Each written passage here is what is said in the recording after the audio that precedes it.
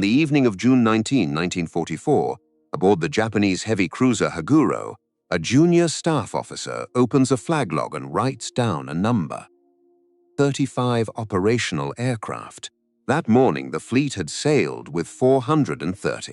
In the 8 hours between those two numbers, the naval air arm of Imperial Japan, the force that had struck Pearl Harbor, that had burned Manila, that had sent American fathers and sons and brothers into 3 years of ocean warfare in a Pacific most of them had never seen before the war, ceased to exist as a serious threat. This is the story of the day that happened, and of 3 men born within months of each other on 3 different continents who between them made it happen. To understand it, we have to go back 11 weeks, before the fleet sailed, before the pilots strapped in, before anyone knew that a battle was coming. We have to start with a briefcase. March 31, 1944. The sky over the Philippine Sea is the color of iron. Below it, a Japanese flying boat pushes through walls of rain that arrive not as weather, but as ambush. The pilots cannot see the water. They cannot see the horizon. Inside the aircraft, 10 men brace against a storm that should not have existed on the meteorological charts they carried up Palau 3 hours earlier. The man strapped into the passenger cabin is Admiral Koga Mineichi, Commander-in-Chief of the combined fleet of the Imperial Japanese Navy. He is 58 years old. He has survived 4 decades of professional soldiering, 2 wars, and the sinking of his previous flagship. He will not survive the next 12 minutes. Behind him on a second flying boat, holding the same course toward Davao, sits his chief of staff, Vice Admiral Fukudome Shigeru. In Fukum's care is a leather portfolio. Inside the portfolio is a document. That document is the strategic future of the Empire of Japan. Koga's aircraft vanishes into the storm. It leaves no wreckage that anyone will find in time, no transmission, no trace. One of the 2 most powerful naval officers in the Japanese Navy simply ceases to exist. In Tokyo, at Imperial Naval Headquarters, the news arrives as silence. Kind of silence that officers stop breathing to hear. The second flying boat, carrying Fukudome and the portfolio, is also going down. It comes apart over the water near the island of Cebu. Fukudome, injured, is pulled from the sea by fishermen. The portfolio does not sink with the aircraft, it floats free of the wreckage. Filipino resistance fighters, working the coast for exactly this kind of opportunity, recover it within days. They wrap it in oilcloth. They move it inland. It passes through mountain villages, across rice paddies, to a coastal rendezvous with a small boat, from the boat to an American submarine, from the submarine to the desk of General Douglas MacArthur's Allied Intelligence Bureau in Brisbane, Australia. Translators go to work. What emerges is called Plan Z. It is the Imperial Japanese Navy's blueprint for the decisive battle it intends to fight. Every phase, every intended maneuver, every assumption about how the American fleet will behave, and every counter the Japanese have planned. It is not a piece of a plan, it is the plan. By late April, it is on the desk of Admiral Chester Nimitz in Honolulu. By late May, every senior American naval officer in the Pacific has read what the Japanese are planning to do. The Japanese do not know it is missing. They will not know for a very long time. In Tokyo, the succession is handled quickly. May 3, 1944, Admiral Toyoda Somyu is confirmed as the new commander-in-chief of the combined fleet. Toyoda is 60. He is a career battleship man, cautious in temperament and unsentimental in judgment. He inherits a navy that no longer looks like the one that struck Pearl Harbor 2.5 years earlier. The names of the great ships are still on the rolls. The men who once flew from those ships are largely dead. Toyoda understands this. He also understands that the war has entered a phase in which understanding no longer changes anything. His first major act is to reissue and refine the plan Koga had been carrying. Operation Eigo. The name is banal. What it commits to is not a single decisive battle, the entire remaining strength of the Imperial Japanese Navy, thrown at the American Pacific Fleet wherever it appears next, in whatever waters, on whatever terms. Toyoda writes an order and attaches to it a phrase that will follow him into every history of the war that comes after. The fate of the empire rests on this one battle. He is right about that. He is wrong about almost everything else. To understand what is coming, one has to understand what makes a chain of small volcanic islands in the Western Pacific important enough to end an empire over. On a map, the Mariana Islands look like nothing. Saipan, Tinian, Guam, Rota, coral, jungle, airfields, coastal cliffs. Distances that mean nothing to a civilian eye. But in June of 1944, one distance means everything, 1,500 miles. That is the operational combat radius of a new American bomber that has just begun to reach the Pacific in significant numbers. Boeing B-29 Superfortress, long-range, high-altitude, pressurized, capable of carrying 20,000 pounds of bombs across the ocean. From airfields on Saipan, Tinian, and Guam, a B-29 can reach Tokyo. Not the outer defense line, not Formosa or the Kuriles, the home islands, the imperial palace if aimed carefully enough. The industrial heart of the empire if not. Every strategic calculation on both sides of the Pacific converges on the same coral. The Americans need those islands. Japan cannot afford to lose them. On the American side, an amphibious force is already forming. Operation Forager.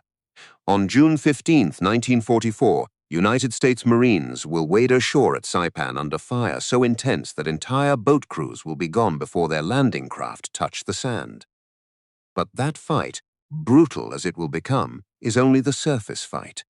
The deeper fight, the one that will determine whether the Marines on Saipan can hold what they take, will happen out at sea.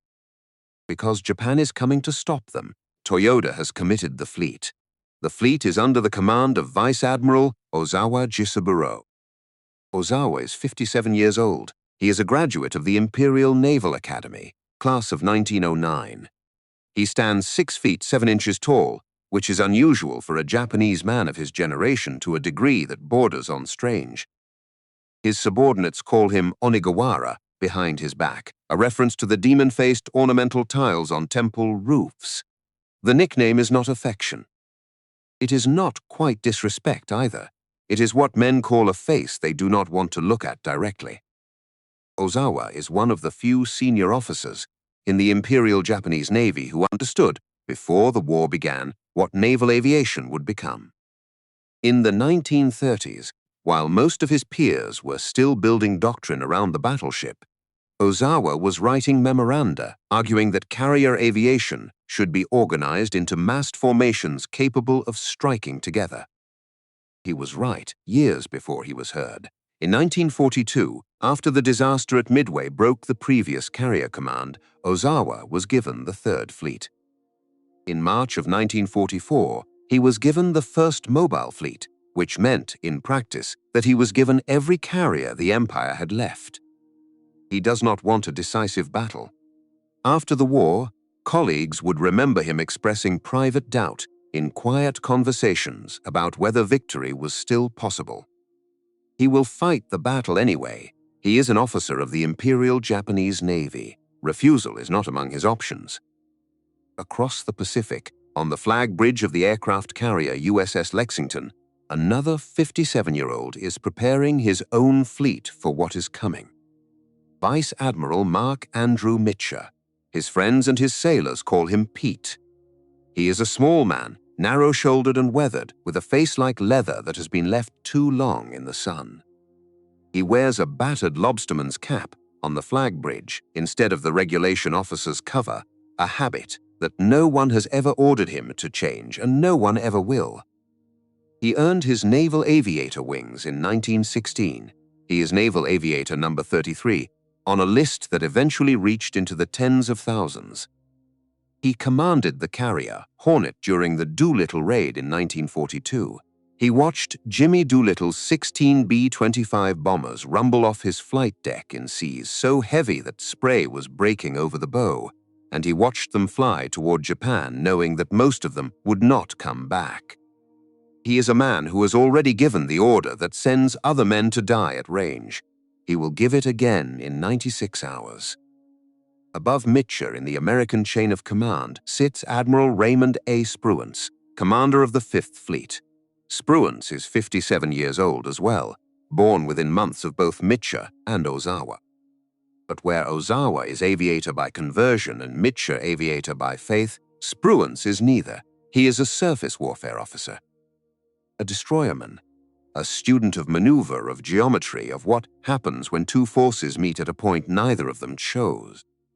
He is quiet in a way that unsettles men who prefer their admirals loud. He does not drink. He walks miles every day around whatever ship he is on. He reads history in the evenings.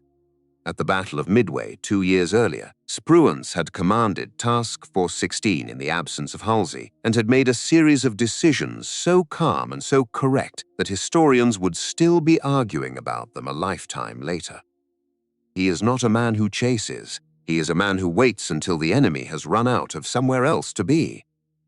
3 men, 3 navies, 3 approaches to the same coming afternoon, all within months of the same age, all at the peak of the professional lives they will ever have. On paper, the numbers of what is about to collide can be listed cleanly. The American Fifth Fleet, under Spruance, sails with Task Force 58 as its striking arm under Mitchell. 15 aircraft carriers, 7 battleships, 21 cruisers, 68 destroyers, 28 submarines operating in support, roughly 900 carrier aircraft, roughly 100,000 men, when the escorts, the transports, and the invasion force are counted together. It is the largest single naval formation the world has ever seen. The Japanese First Mobile Fleet, under Ozawa, sails with 3 fleet carriers, 6 light carriers, 5 battleships, 7 heavy cruisers, 2 light cruisers, 31 destroyers, and around 450 carrier aircraft. On the airfields of Saipan, Tinian, Guam, and Rota Ozawa is counting on another force, roughly 300 land-based aircraft under Vice Admiral Kakuta Kakuji, ready to strike the Americans in a first wave before Ozawa's carriers ever launch. That is the plan. Land-based aircraft blunt the American fleet. Carrier aircraft, launched from beyond American strike range, finish it. Ozawa's aircraft have longer legs than American aircraft. He can hit them from a distance at which they cannot hit him back. On paper, this is not a bad plan. On paper, it might even work. But there is a second thing working against Ozawa that he does not yet fully understand. The men who will fly his aircraft into the American fleet are not the men he thinks they are. In June of 1942, at Midway, the Imperial Japanese Navy lost 4 fleet carriers in a single afternoon. Takagi, Kaga, Soryu Hiryu, the ships could theoretically be replaced given time and steel. What could not be replaced was what went down with them. The senior aircrew, the instructor pilots, the men who had learned their craft in China in the 1930s, who had drilled in the years before the war, who had accumulated hundreds, and in some cases thousands of hours in the air. Midway killed hundreds of them in a single day. At Santa Cruz that October, more died. Through the grinding attrition of the Solomon Islands campaign, as Japanese carrier aircraft were sent ashore to Rabaul and Bougainville to fight over jungle islands mile by mile, still more were lost. Not in one great battle, in 100 small ones, a pilot here, a crew there, a veteran instructor asked to fly one more mission because there was no one else, and then not coming back. Japan's training pipeline could produce pilots. It could not produce experience. The pipeline was running on too little fuel, too little time, and too little institutional patience for the long hours a combat aviator needs before the sky stops trying to kill him. By the spring of 1944, the air crews, Ozawa, was preparing to lead into battle averaged, in many cases, less than 3 months of formal flight training. Some had never made a night carrier landing. Some had never fired their guns at a moving target. The senior men, the aces who had survived the earlier years, were scattered thin across the squadrons, 1 or 2 to a formation, holding together what could not really be held. Across the water, the men in the Grumman F-6F Hellcats had a different resume. American naval aviators arriving on carrier decks in the spring of 1944 had, at minimum, 2 years of training and 300 hours of flight time before they saw combat. Many had far more. They had been drilled in deflection shooting, formation discipline, radio procedure, engine management, night operations. They flew an aircraft with self-sealing fuel tanks, cockpit armor, and enough engine power to climb away from almost anything the Japanese could put up. Their fleet had radar-guided fighter direction. Their guns fired ammunition supplied by the largest industrial economy on Earth. The gap was not one of equipment alone. It was one of hours, of practice, of the small, invisible, cumulative competence that only comes from being allowed to fly. And here, 3 weeks before the battle, the Japanese are about to make it worse. May 22, 1944, Tawi-Tawi anchorage at the southern tip of the Sulu archipelago in the Philippines. The Japanese light carrier Chitos puts to sea for a training exercise. She has been at Tawi-Tawi for weeks. Her air group needs practice. Ozawa needs them practiced. There is no other place to fly them. She is at sea for a matter of hours. The American submarine USS Puffer is waiting. Puffer fires a spread of torpedoes at Chitos. Every one of them misses. Chitos is not hit. She turns immediately and runs for the anchorage under maximum speed, escorts churning around her. She reaches shelter without loss. But the message has been delivered. Ozawa understands what has just happened. The waters around his own base are so thick with American submarines that even a training run cannot be made safely. His carriers cannot go to sea to practice without risking the ships themselves, and so by the end of May he issues the order. No more open ocean training sorties. His pilots, the least experienced carrier pilots in the history of the Imperial Japanese Navy, will go into the most important carrier battle of the Pacific War without any additional practice. They will fly what they already know, which in many cases is not much. Ozawa does not want this. There is no evidence that he ever wanted this. But there is also no evidence that he considered any alternative. The submarine threat is real. The training deficit is also real. Between two impossible choices, he chooses the one that keeps the ships afloat. It is the choice a professional officer is trained to make. It is also the choice that will kill his men in 11 days. Sit with that for a moment. Consider what it means for a commander to lead a force into battle knowing, at some level, that professional detachment does not quite bury, that the men flying his aircraft have been forbidden the practice that would keep them alive. Consider what it means to sign such an order. Then consider that Ozawa has done this with a plan the enemy has already read, against an enemy that has been building for 2 years and is now, for the first time in the war, ready. 6 weeks earlier, a briefcase floated on green water off Cebu. 20 months earlier, a generation of Japanese aviators died over Midway and Santa Cruz and the Solomons. 6 days from now, 3 American aircraft carriers will begin steaming west from Majuro Harbor in the Marshall Islands on a heading that will bring them into contact with everything Ozawa has left. He is sailing with a plan that has been stolen. He is sailing with pilots who have not been trained. He is sailing with land-based air support that is about to disappear. Not one of those 3 facts has reached him. Before the first Hellcat catches the first zero in a gun camera frame, 200 miles above a green sea, 3 separate stories have to travel toward the same point in space and time. A stolen briefcase, a generation of dead instructors, an admiral who will not risk his ships to save his pilots. They are converging. They are almost there. June 6, 1944. Half a world away, at the exact hour that Higgins' boats are grinding into the sand at Omaha Beach, a different fleet is clearing a different harbor on the other side of the planet. Majuro Anchorage, Marshall Islands. The lagoon is the color of a swimming pool, and the ships that begin moving through the pass out to the open Pacific are so numerous that clearing the harbor takes 5 hours from the first destroyer to the last oiler. 15 aircraft carriers, 7 battleships, 21 cruisers, 68 destroyers, 900 aircraft folded onto flight decks like sleeping birds, 100,000 men. On the flag bridge of the USS Lexington, Vice Admiral Mark Andrew Mitcher watches the sortie in silence. The old lobsterman's cap is pulled low against the tropical glare. He does not speak. He does not need to. Every man on that bridge understands what is being loaded into the Pacific. The war is happening on two sides of the world simultaneously. One nation is fighting both.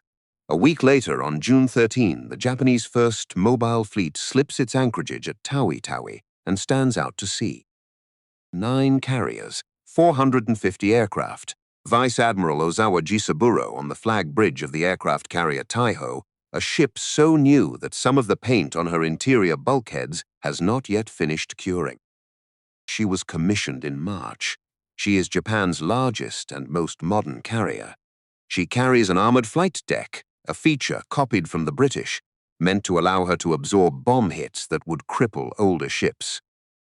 Ozawa has chosen her as his flagship because she represents, more than any other vessel afloat, what the Imperial Japanese Navy can still build when it is trying. She will be alive for 6 more days. On June 15, American Marines wade onto the black volcanic sand of Saipan under fire, so heavy that entire assault waves are gone before their landing craft ground. The invasion is on. The clock is now running. Ozawa knows that if he does not sink the American carriers before the Marines can consolidate on Saipan, the game is over. The airfields on Saipan and Tinian will fall. The B-29s will come. There is something he does not yet know about the airfields he is counting on. For weeks before the invasion, American carrier aircraft have been methodically working over the Marianas. Strikes on Saipan, strikes on Tinian, strikes on Guam, strikes on Rota, every runway, every revetment, every hangar. By the time Ozawa clears Tawi, Vice Admiral Kakuta Kakuji, commanding the Japanese land-based air forces in the Marianas, has lost roughly 200 aircraft. Some caught on the ground, some shot down trying to defend their own airfields. Kakuta does not report the true scale of the losses. There are theories about why: fear, pride, the bureaucratic instinct that punishes messengers. Whatever the reason, the operational reports flowing back to Ozawa's flagship describe a land-based air force that is still largely intact. Ozawa is planning a battle in which those aircraft will deliver the first blow, cripple the American fleet, and open the way for his carriers to finish the job. Those aircraft do not exist. He is sailing with a phantom in his order of battle. On June 18, the two fleets close. Late that afternoon, Ozawa's search planes find the Americans. He has, at that moment, a decision to make that he has been preparing his entire adult life to make. His aircraft can strike the American carriers before the Americans can strike his. He has the range advantage. He knows it. His staff knows it. He does not launch. His pilots cannot make carrier landings at night. Some of them, he suspects, cannot make carrier landings in the daytime either. If he launches now, they will hit the American fleet at dusk and try to come home in the dark, and most of them will not come home at all. He waits for dawn. Every hour he waits is another hour American fighter direction officers spend refining their plots. Another hour American radar operators spend at their sets. Another hour the men in the Grumman Hellcats spend their bunks below decks, sleeping or trying to. The trap closes in the dark. Neither man can see it happening. June 19, 1944, first light over the Philippine Sea. The air at altitude is cool and clean. The sky is a deep, unbroken blue, the kind of blue that pilots dream about. Visibility is unlimited. Every aircraft that climbs above 10,000 feet leaves a white contrail across that blue, visible for miles. On the ships below, the temperature at deck level is already pushing 90 degrees. Sailors are stripped to the waist, working guns, hauling ammunition, watching the sky. At 10 o'clock in the morning, American radar sets pick up incoming aircraft 150 miles out, 30 to 45 minutes of warning. An eternity in a knife fight. On the carrier decks of Task Force 58, the loudspeakers begin their steady, unhurried announcements. Pilots to ready rooms, pilots to launch positions. The Grumman F-6F Hellcats begin rolling. 6 tons each. 18 cylinders, 2,000 horsepower, 650 caliber machine guns in the wings, painted the deep blue-gray of the Pacific. They are already climbing when the first Japanese formation crests the horizon. The Japanese are not flying toward a surprised fleet. They are flying toward a reception committee. Raid 1 launches from Ozawa's rear carrier division. 69 aircraft, a mixed formation of Mitsubishi A6M Zeros configured as fighter bombers and Nakajima B6N JIL torpedo bombers. They are led by squadron commanders who know their business. They are flown, in many cases, by boys who have not been allowed to practice for a month. 50 miles from the American fleet, the Hellcats are waiting. They come down out of the sun in flights of 4, gun cameras rolling, closing at combined speeds of more than 500 miles per hour. The Japanese formation begins to come apart in seconds. Zeros try to climb into the diving Hellcats and cannot match the American aircraft in a dive. JILs, heavy with torpedoes, become the easiest targets in the sky. 42 of the 69 aircraft are shot down before they reach anyone. 22 survive the day.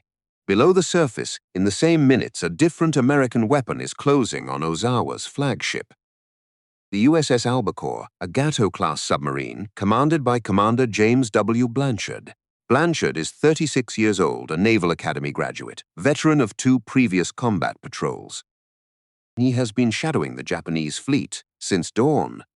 His targeting computer has just failed. In a submarine attacking a carrier moving at 27 knots, a broken fire control computer is normally the end of the attack. Blanchard does not break off. He brings Albacore around for a visual solution. He calls the angles by eye. He fires 6 torpedoes, one after another, at a target he can only glimpse through a periscope. On the flight deck of the Taiho, at approximately 9:09 in the morning, a young man named Warrant Officer Komatsu Sakio is turning the nose of his Nakajima JIL into the wind for takeoff. He is a torpedo bomber pilot. He is part of the second launch wave. His hands are on the controls. His engine is at full power. His wheels leave the deck. He is airborne for less than 60 seconds when he sees the water below him ripple in a pattern that no natural current would make. 6 white lines, 6 wakes, 6 torpedoes running toward his ship. There is no protocol for what to do next. Komatsu breaks formation. He pushes the stick forward. He aims his own aircraft at the water where the lead torpedo is running. He does not radio. There is no time. The JIL hits the water at a shallow angle at the exact point where the torpedo is passing beneath the surface. The impact detonates the warhead. A pillar of white water rises where Warrant Officer Komasakio ceases to exist. 4 of the remaining torpedoes miss astern. 1 does not. At approximately 9:22 in the morning, a single American torpedo strikes the Taiho on the starboard side, forward of the island. The armored flight deck absorbs no part of it. The hit is below the waterline. It jams the forward aircraft elevator. It cracks aviation fuel tanks that were never designed to be cracked. It floods the forward elevator pit with a mixture of seawater, fuel oil, and high-octane aviation gasoline. But the ship is not sinking. The armored flight deck is intact. The engines are undamaged. Ozawa, on the bridge, receives the damage reports and makes the reasonable decision. Continue launching aircraft. Continue the battle. Plank over the elevator pit with wooden benches and mess tables. Keep flying. His men do exactly that. The second launch wave goes out. 128 aircraft, the largest single strike of the day. As those aircraft climb away from the carrier and turn east toward the Americans, they pass directly over the surface force of Vice Admiral Takao, screening ahead of the carrier group with his battleships and cruisers. Kurita's ships have been at general quarters for hours. Kurita's gunners are keyed up, expecting attack. They open fire on their own aircraft. 2 Japanese planes are shot down. 8 more are so badly damaged that they turn back to Taiho, unable to continue the mission. In the space of 30 seconds, before the raid has even cleared its own fleet, 19 Japanese aircraft are lost to Japanese anti-aircraft fire. The remaining raid pushes on toward the Americans. They fly into a nightmare that Ozawa did not design and has never seen. The American fleet is not just waiting. It is armed with a technology that no Japanese pilot has been briefed on because no Japanese officer knows it exists. Proximity fuse, a miniature radar device inside every anti-aircraft shell the size of a small radio tube developed in secret at Johns Hopkins and Bell Labs. The fuse does not require the shell to hit an aircraft. It only requires the shell to pass near an aircraft.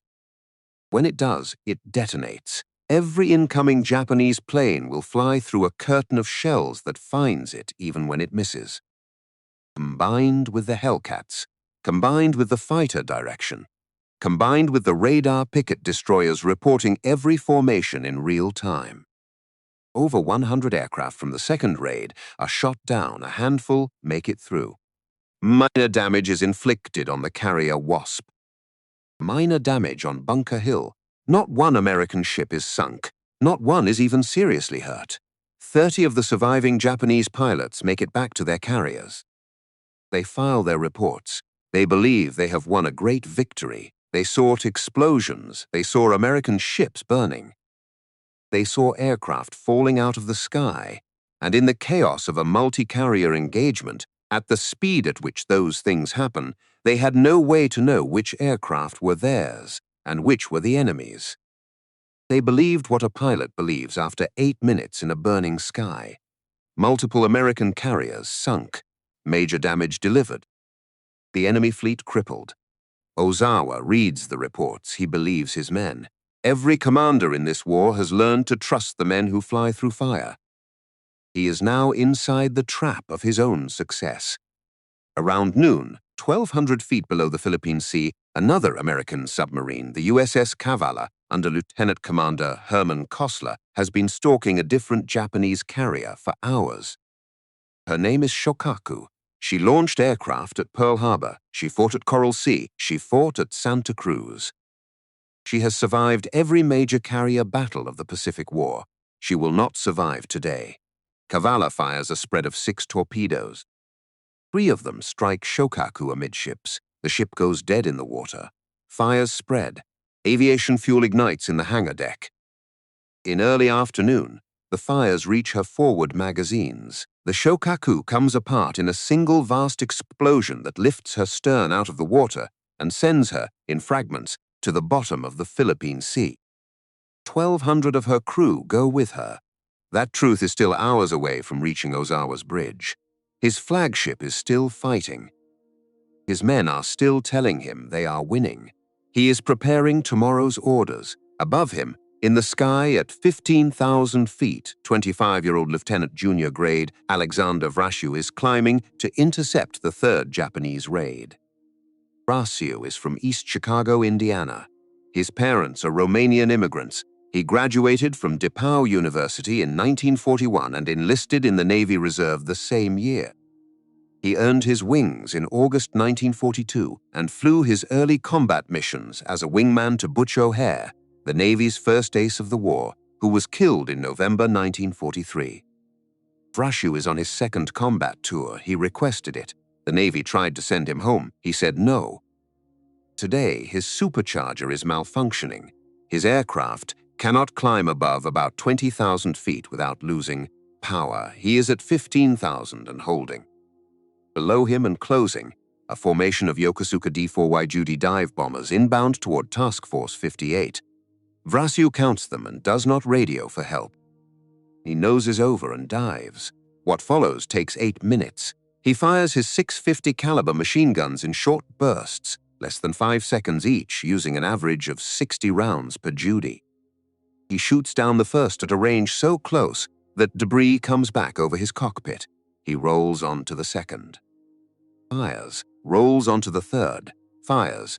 The Judys are trying to hold formation, still hoping to reach the American ships, still believing there is a raid to press home. Vrasiu is moving through their formation like a man walking through a hallway. 6 aircraft, 360 rounds. 8 minutes. The sixth Judy explodes so close to his windscreen that Vrasio yanks the stick sideways to avoid flying through the fireball. Then he is over the Lexington's flight deck, wheels down, hook out, coming home. When he climbs out of the cockpit, still in his flight gear, the deck crew is waiting for him. Someone hands him a rag to wipe the sweat off his face. Someone else calls for a camera. Alex Vrasio raises 6 gloved fingers toward the lens. He is 25 years old. The photograph will run in Life magazine. The ordnance men rearming his Hellcat will note the ammunition count in their log. 360 rounds fired, 6 confirmed kills. It is a ratio that will still be studied at Pensacola 60 years later. Elsewhere in the sky over Guam, an ensign named Wilbur Webb is orbiting a downed American aviator in the water, waiting for the rescue plane. Webb is flying a Hellcat off the USS Hornet. He is a Pearl Harbor survivor. He notices, at the edge of his vision, a formation of aircraft high above him, headed for the airfield at Orote. He climbs to look. He counts approximately 40 Aichi Val dive bombers. He keys his radio. This is Spider Webb to any American fighter pilot. I have about 40 of them cornered over Orote Point, and I could use a little help. He does not wait for the help. He shoots down 6 Vals before help arrives. His Hellcat takes so many hits that it will never fly again. But when the sky clears over Orote, most of the aircraft Wilbur Webb found are burning in the jungle below. On the ship decks, thousands of American sailors are watching the sky. They have not fired a shot. They cannot. This is not their fight, but they are watching in the tropical heat in the deep, humid air of the Philippine Sea as contrails spiral and black smoke falls, and almost every falling aircraft bears a rising sun on its wings. They understand what they are watching. They understand it is not a battle. It is a slaughter that runs in one direction. Raid 3 finds a similar fate. Raid 4 cannot even locate the American fleet. Confused, low on fuel, its formation leaders turn toward Guam to refuel at Orote Field. American fighters are waiting overhead. 30 of the 49 aircraft in Raid 4 are shot down over the runway. The 19 that manage to land do so with such extensive damage that they will never fly again. 73 aircraft from that 4th raid are destroyed or damaged beyond repair before the day ends. By late afternoon, the sky over the Philippine Sea is quiet. The radar screens show nothing. The radio channels go silent. American pilots orbit their carriers waiting to land. On the flag bridge of the Lexington, Mitchell lights another cigarette. He has been on the bridge since before dawn. He does not sit down. 200 miles to the west, on the Taiho, no one has been watching the aviation fuel vapor. The damage from the morning's torpedo hit was contained. The fire never started, but the cracked fuel tanks have been leaking for hours. Vapor has been accumulating in the forward elevator pit, then rising through the ship's ventilation system, then spreading through spaces where it does not belong. Damage control officer, junior, inexperienced, trying to help, orders the ventilation ducts opened wide. He believes he is thinning the fumes. He is not thinning them, he is distributing them. By early afternoon, the interior of Japan's newest carrier is saturated with explosive vapor. At approximately 2:32 in the afternoon, something sparks. Nobody will ever know exactly what.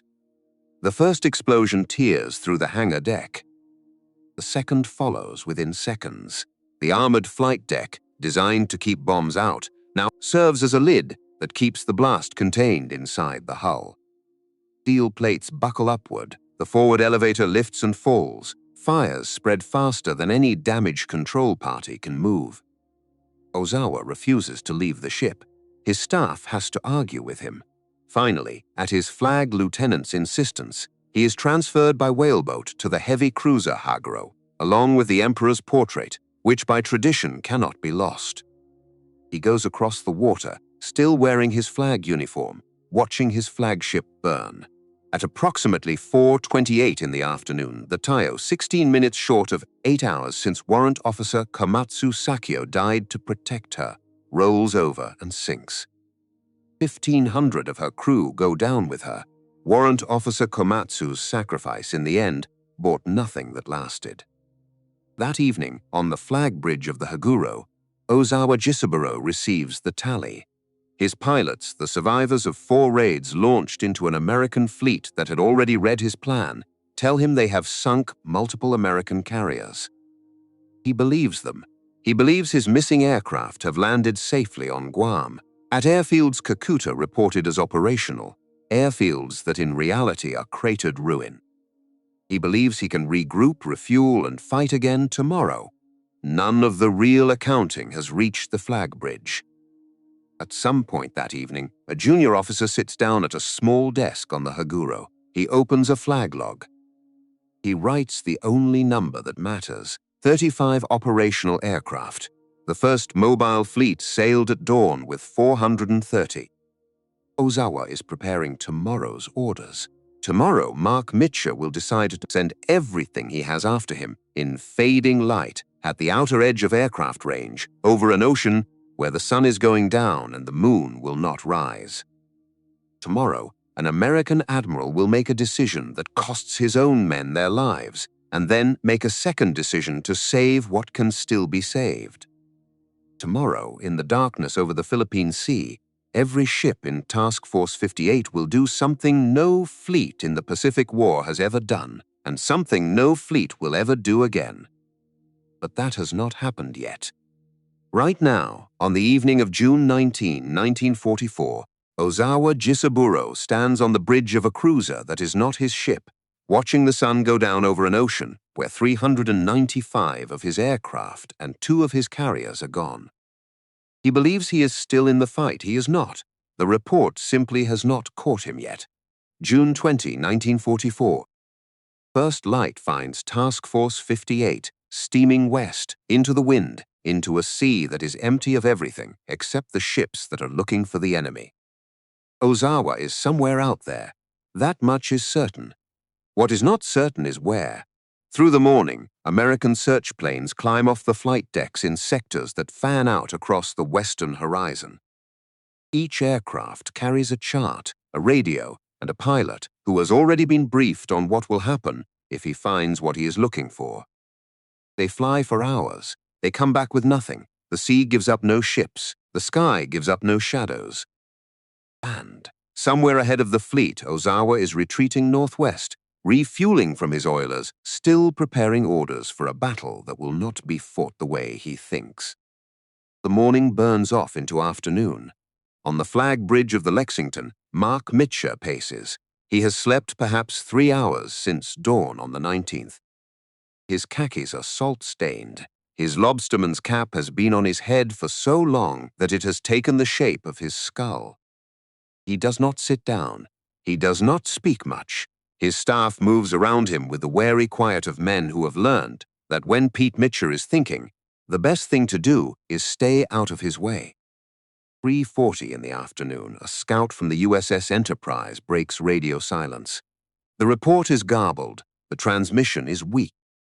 Pilot's coordinates place the Japanese fleet at extreme range, somewhere beyond 250 miles to the west-northwest. Mitcher listens to the report read back to him. He looks at the sun. The sun is 75 minutes from the horizon. Every officer standing near him knows what this means. If Mitcher launches a strike now, at maximum range, the aircraft will find the Japanese fleet just at sunset. They will attack in fading light. They will turn for home in the dark. The moon will not rise until well after most of them have run out of fuel. There is a real chance that whatever survives the attack will not survive the flight back. Mitcher has to ask Spruance for permission. Message goes over. Spruance reads it. Spruance answers within minutes. Launch. Mitcher turns to his staff. He says 2 words. Launch 'em. At 4:24 in the afternoon, the flight decks of Task Force 58 come alive. 85 Grumman Hellcats. 77 Curtiss Helldiver dive bombers. 54 Grumman Avenger torpedo bombers. 216 aircraft rolling into the wind one after another, engines at full power, wheels leaving steel decks that are moving beneath them. Every man in every cockpit knows the math. They have been briefed, they know the range, they know the light. They know what they are being asked to do. Because Ozawa is out there and this is the one chance. The strike climbs to altitude and turns west. 216 aircraft spread across the Pacific sky in a formation that stretches for miles. The sun is behind them and dropping. Beneath them, the ocean turns from blue to gray to bronze. Ahead of them, somewhere, is the fleet. At 6:40 in the evening, they find it. The Japanese formation is running for its life, screened by destroyers, wreathed in the black smoke of oilers pumping the last fuel into the last carriers. Overhead, a thin fighter screen tries to form up. There are almost no Japanese aircraft left. What is aloft is what could still be launched. Fewer than 80 fighters, most of them flown by men who had been survivors of yesterday and are now being sent up to die today. The Hellcats break formation and climb into them. 65 Japanese aircraft are shot out of the sky in the next 20 minutes. Below the sky fight, the American dive bombers and torpedo planes go to work. The Japanese light carrier Hyo takes a torpedo hit from 4 Avengers off the light carrier Below Wood, flown by pilots who calculated their fuel and their target and simply decided that some things matter more than getting home. The Hyo's fuel bunkers catch fire. Within minutes, she is burning end to end. She rolls onto her side and sinks with 247 of her crew. The fleet carrier Zuikaku takes multiple bomb hits and is engulfed in fires that will burn deep into the night. Her damage control crews save her. Barely, she limps away. She will sink 4 months later at the Battle of Cape Engano, taking the last of Japan's Pearl Harbor carriers with her. The carrier Chiyoda takes hits that render her flight deck unusable. The battleship Haruna is damaged. The heavy cruiser Maya is damaged. 2 oilers are sunk, and then the sun is gone. The American pilots turn for home in the last light. 202 aircraft spread across the sky, with 250 miles of open ocean between them and the fleet. The moon does not come up. Below the aircraft, the Pacific goes black. At altitude, in the cockpit of a Hellcat or an Avenger, there is now no horizon. Sea and sky are the same color. The instruments glow faint red. The engine sounds the same as it always does. The fuel gauge does not. Fuel gauges begin to fall past marks that pilots know by heart. Half, quarter, reserve. Below reserve. Some men are still 180 miles from home. Some are 120. Some are 80. The math does not close for most of them. Pilots begin to break radio discipline. A voice calls out a fuel state. Another voice answers. Formations start to loosen because holding tight formation burns fuel that holding loose formation does not. Wingmen lose sight of their leads. Whole flights become individual aircraft. Alone in the dark, each pilot flying a straight compass, heading and hoping the fleet is where the navigator's paperwork said it would be. Some run out of fuel before they get close. The engine coughs, then quits. The propeller windmills to a stop. Pilot pushes forward on the stick and finds ocean. He unstraps. He inflates his life vest. He watches his aircraft slide beneath the surface, taking with it his radio, his light, his last connection to the fleet that cannot see him. He is alone in the water. The sea is warm. The sky is empty of stars. On the flag bridge of the Lexington, Mark Mitcher has been watching the darkness gather for the last 30 minutes. His staff is at their stations. The task group commanders are on the radio. Reports of returning aircraft are coming in. Reports of aircraft not returning are coming in. Just before 9 o'clock in the evening, Mitcher makes his second decision of the day. He turns to his chief of staff, Commodore Arleigh Burke, and he speaks in the same flat voice he uses for weather reports. Turn on the lights. Burke does not ask him to repeat it. The order goes to Eshebri in Task Force 58 by voice radio and signal lamp. Carriers, battleships, cruisers, destroyers, every vessel. Illuminate. What happens next is something no fleet has ever done before, and no fleet will do again. The running lights come on first. Red on the port side, green on the starboard, white on the stern. Then the flight deck lights.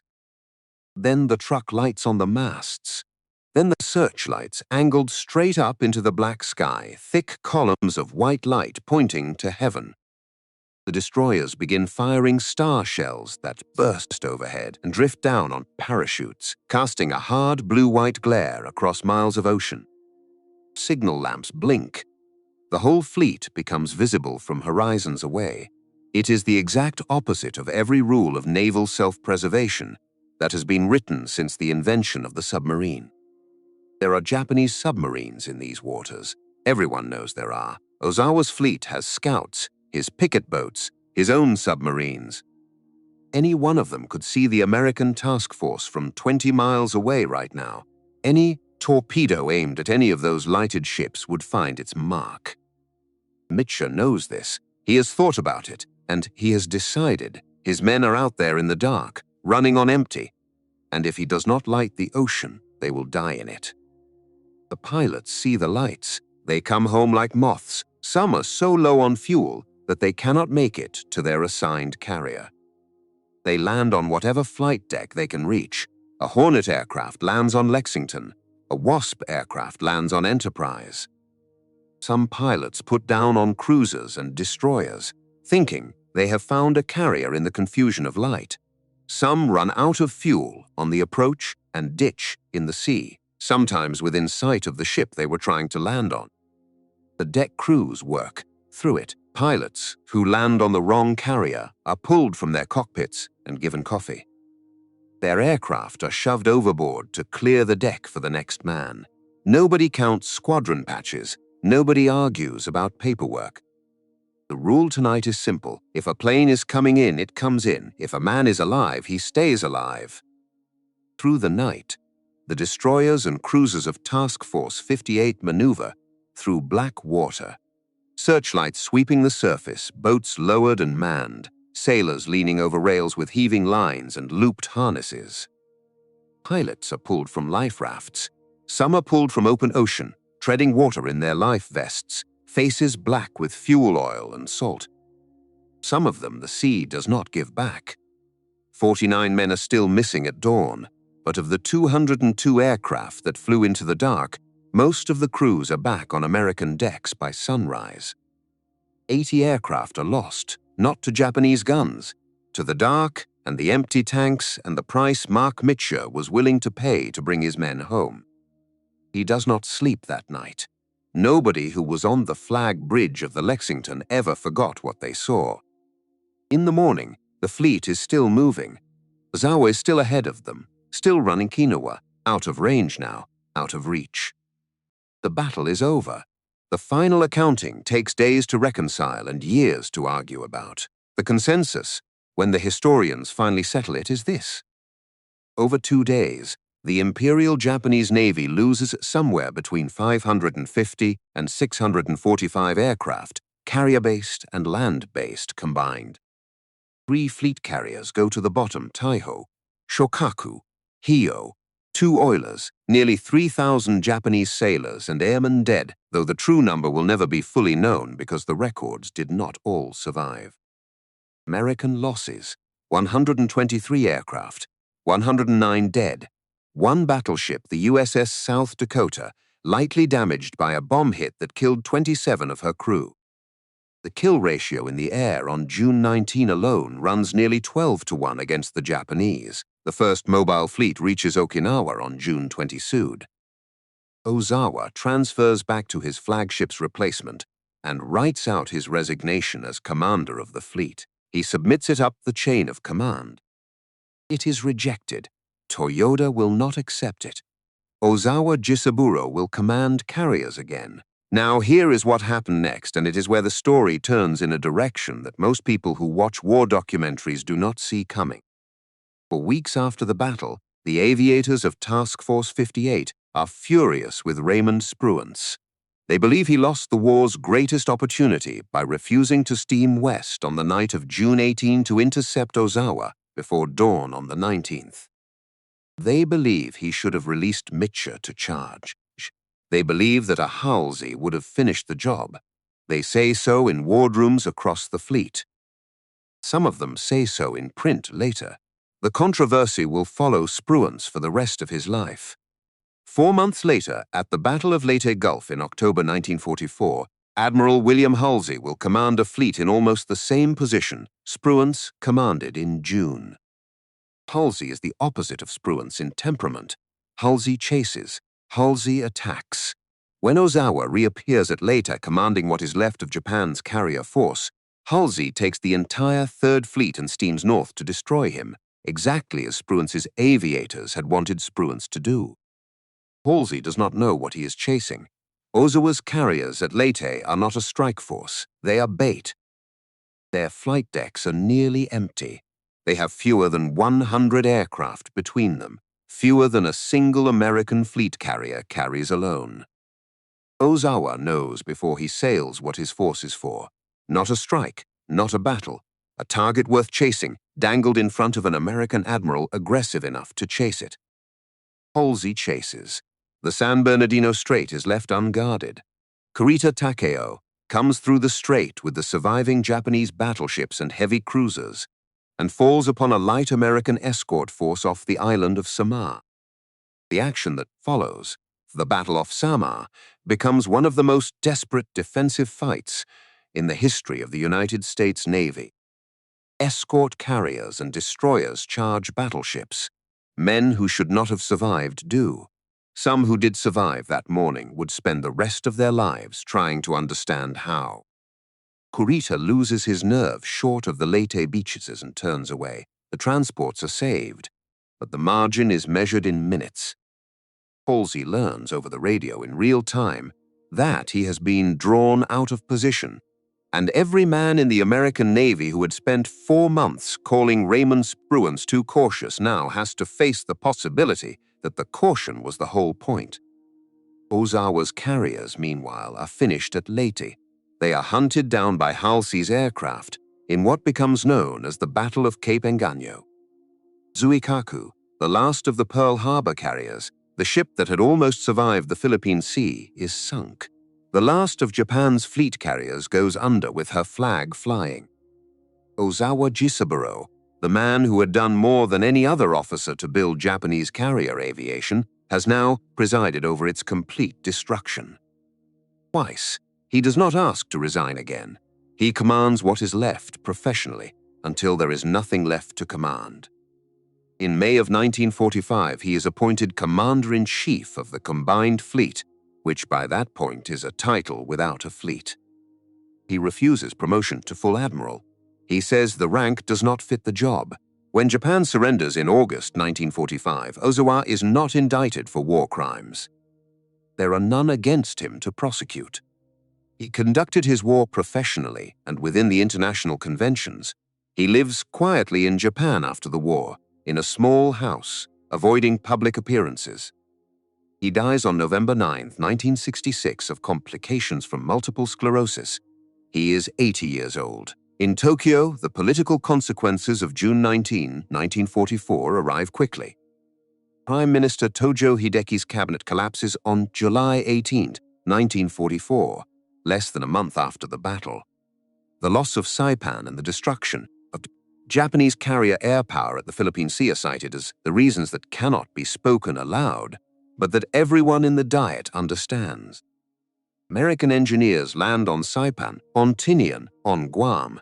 They bring bulldozers, they bring construction battalions, they bring surveyors. Within weeks, they are pouring concrete over the same coral that Japanese Marines died to hold.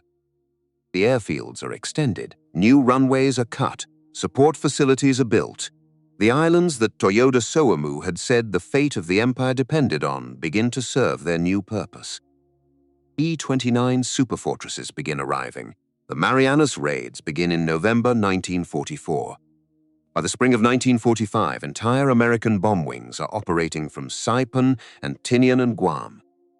Tokyo burns on the night of March 9, 1945, in a firestorm that kills approximately 100,000 people in 6 hours. The war is coming to Japan the way Toyoda had said it must not be allowed to, because the Marianas fell. And the Marianas fell because the fleet that was sent to save them was destroyed at the Battle of the Philippine Sea. August 6, 1945, 02:45 in the morning, local time. A Boeing B-29 Superfortress of the 5 and 9th Composite Group lifts off from runway Able on North Field, Tinian Island. Her name is painted below the pilot's window in dark blue lettering. Enola Gay, she carries one bomb, she turns north.